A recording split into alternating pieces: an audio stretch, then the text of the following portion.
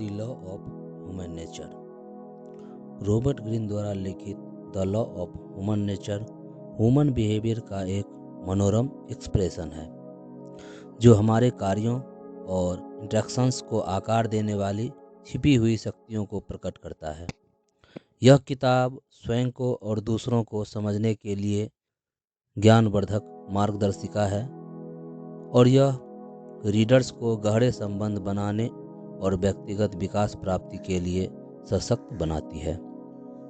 आज हम बात करेंगे किताब जिसका नाम है the law of human nature, जिसे रॉबर्ट ग्रीन ने लिखा है। इस किताब में आप 18 जीवन को बदलने वाले नियमों को जानेंगे जो मानव प्रवृत्ति ह्यूमन नेचर को समझने में आपकी मदद करेंगे कि लोग जैसे करते हैं वैसे क्यों करते हैं और कैसे सतर्क रहते हैं। इससे हमें यह भी पता चलेगा कि कैसा बर्ताव किया जाए और क्या कदम उठाया जाए। दूसरे शब्दों में हम इसे बहुत ही प्रेरणादायक और आनंद से भरा पाएंगे।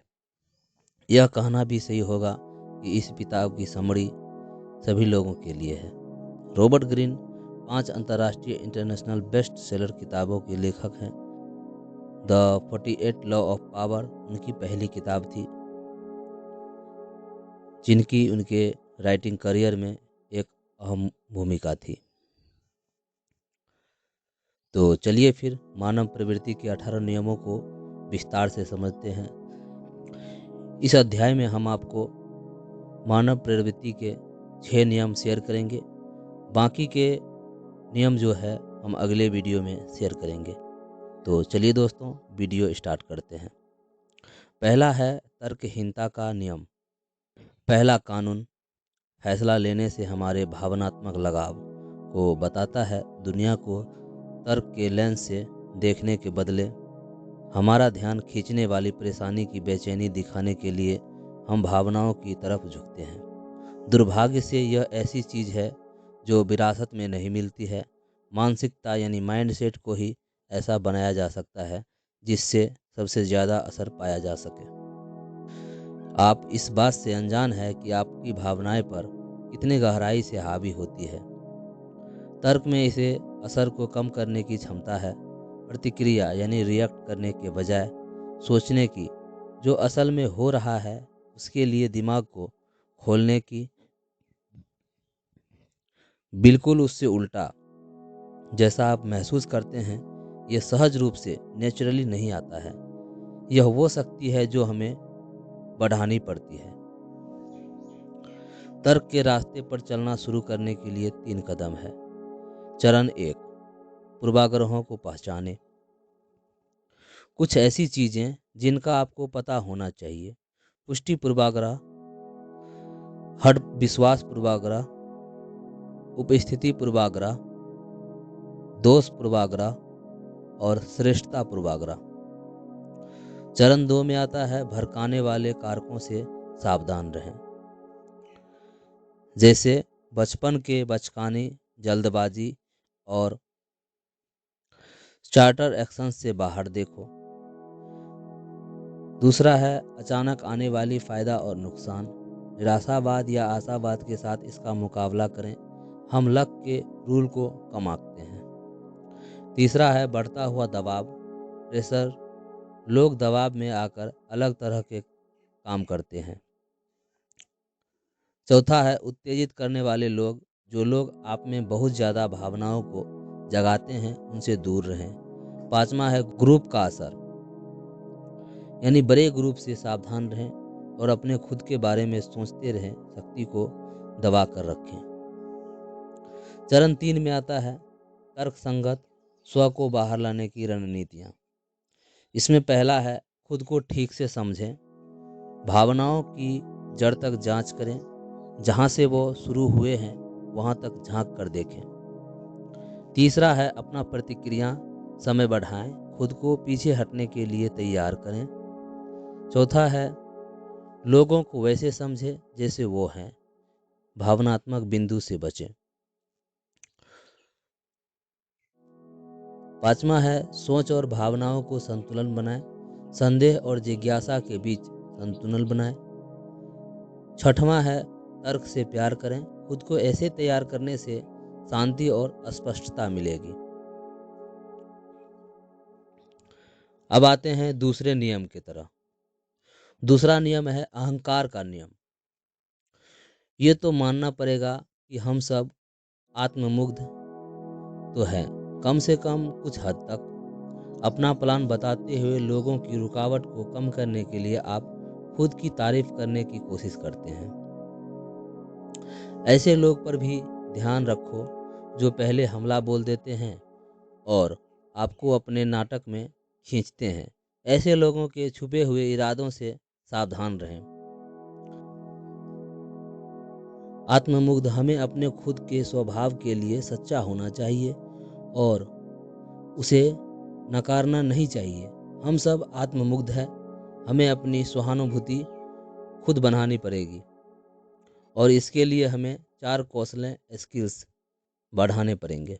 पहला है सहानुभूतिपूर्ण रवैया। आप शुरुआत कर सकते हैं ये सोचकर कि आप कुछ नहीं जानते हैं। दूसरे लोगों के नज़रिए को जानने के लिए उत्सुक रहना सीखें।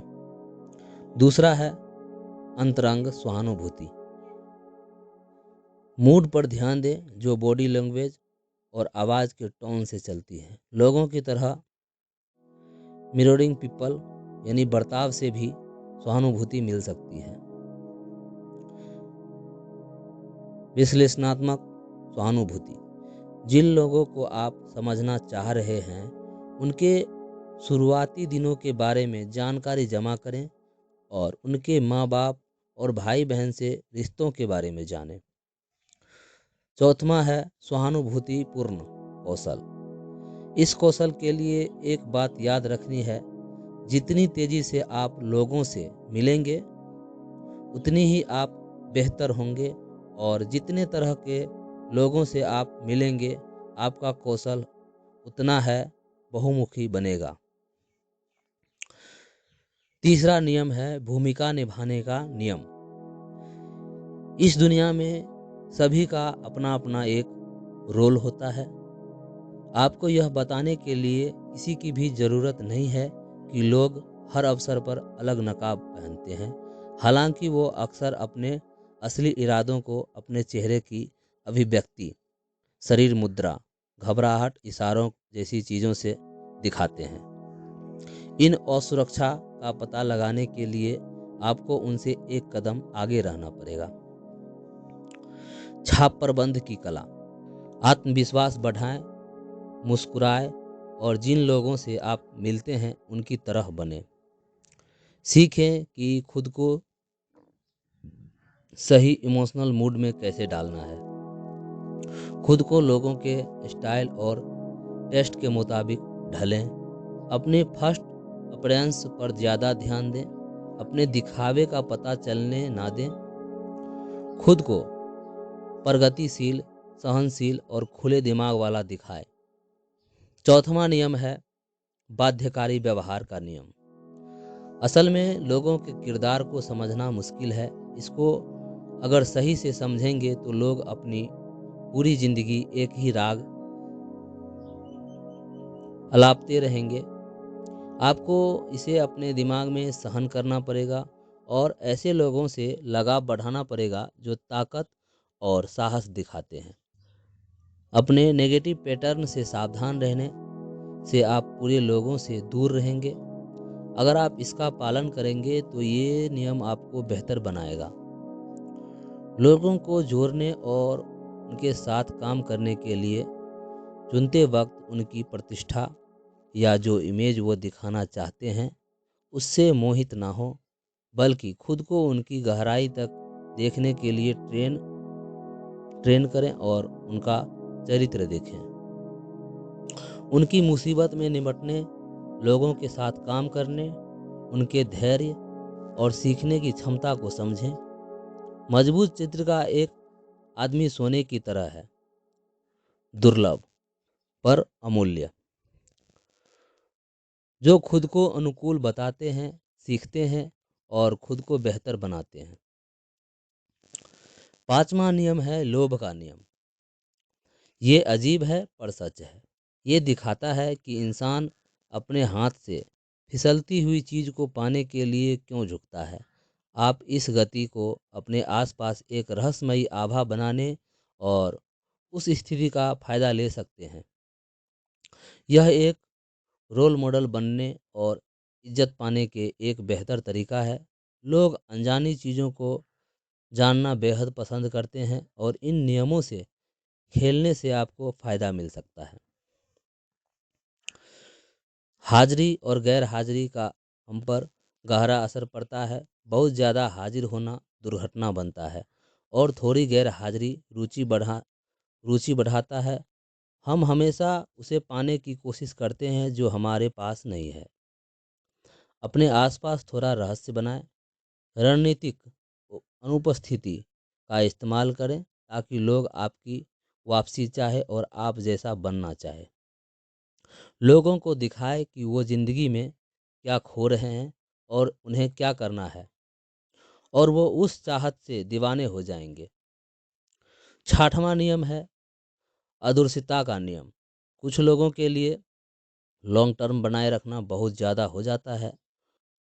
वो हाल ही की प्रवृत्तियों राय से आकर्षित होते हैं। ये लोग जो अपने नाक के आगे नहीं देख पाते हैं अक्सर अदूरदर्शिता वर्ग में आते हैं। ऐसे लोग से दूर रहें और ऐसे लोगों के साथ रहें जिनके लक्ष्य दीर्घकालिक हो। ये आपके स्वभाव में है कि आप सबसे ज़्यादा अपने वर्तमान में सुनी और देखी हुई चीज़ों से प्रभावित होते हैं। लेटेस्ट खबरों, आसपास के लोगों के राय और कार्यों से जो सबसे ज़्यादा नाटकीय होते हैं। लोगों को उनके नज़रिए से परखना सीखें। ऐसे लोगों से बचें जो अपने कार्य के परिणाम ना देख सके। वो वो आपको इस ऊर्जा से प्रभावित कर देंगे। अपने दीर्घकालिक लक्ष्यों से कभी नज़र ना हटाएं। एक अच्छे नज़रिए से आप में हर उद्देश्य तक पहुंचने का धैर्य और स्पष्टता होगी। अदूरदर्शिता के 4 साइंस और उससे बाहर निकलने की रणनीतियाँ आगे जानेंगे। पहला है अनायास नतीजे, यानी हर ग्रुप या टीम में कम से कम एक आदमी और किसी भी रणनीति के हर संभावित नतीजे को संभालने का इंचार्ज बनाएं। कोशिश करें किसी विवेकपूर्ण प्रूडेंट दिमाग वाले इंसान को। दूसरा है सामरिक नरक, यानी टेरिक हेल। आप खुद को बहुत से संघर्ष या लड़ाइयों में उलझा पाएंगे। आप अपने दीर्घकालिक विजन को खो दिया है जिसके लिए आप असल में लड़ रहे हैं। उसकी जगह ये आपके अहंकार को बढ़ावा देने और खुद को सही साबित करने का सवाल बन गया है।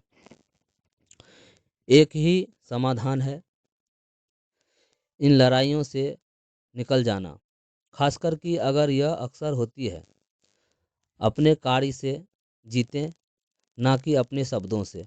अपने दीर्घकालिक लक्ष्यों के बारे में फिर से सोचना शुरू करें। अपनी ज़िंदगी में वैल्यूज़ और प्राथमिकताओं के एक सीढ़ी बनाएं। खुद को यह याद दिलाते हुए कि आपके लिए असल में क्या मायने रखता है। तीसरा है टिकर टैप फेवर। जब हम किसी तरह की परेशानी या रुकावट का सामना करते हैं तो हमें चीज़ों को धीमा करने और कदम पीछे लेने की कोशिश करनी चाहिए। कदम बढ़ाने से पहले 1 या 2 दिन का इंतज़ार करें और इन परेशानी का सामना करते वक्त हमें ये साफ तौर पर पता होना चाहिए कि हमारा दीर्घकालिक लक्ष्य क्या है और उन्हें कैसे पाना है। चौथा नियम है लॉस्ट इन ट्रेविया, यानी आप अपने काम के मुश्किल होने से परेशान हो जाते हैं। आप सबसे ऊपर होना चाहते हैं ताकि आप चीज़ों को बेहतर तरीके से काबू कर सकें, पर आप जानकारी में डूब रहे हैं। आपको मेंटल फिल्टरिंग सिस्टम की ज़रूरत है जो प्राथमिकताएं और दीर्घकालिक लक्ष्यों पर आधारित हो। आखिर में आपको क्या पाना है ये तो पता होना आपकी बेकार में से ज़रूरत की चीज़ों निकालने में आपकी मदद करेगी। तो दोस्तों, ये थी आज के 6 नियम। बाकी के नियम हम अगले एपिसोड में जानेंगे। तब तक के लिए धन्यवाद। जय हिंद।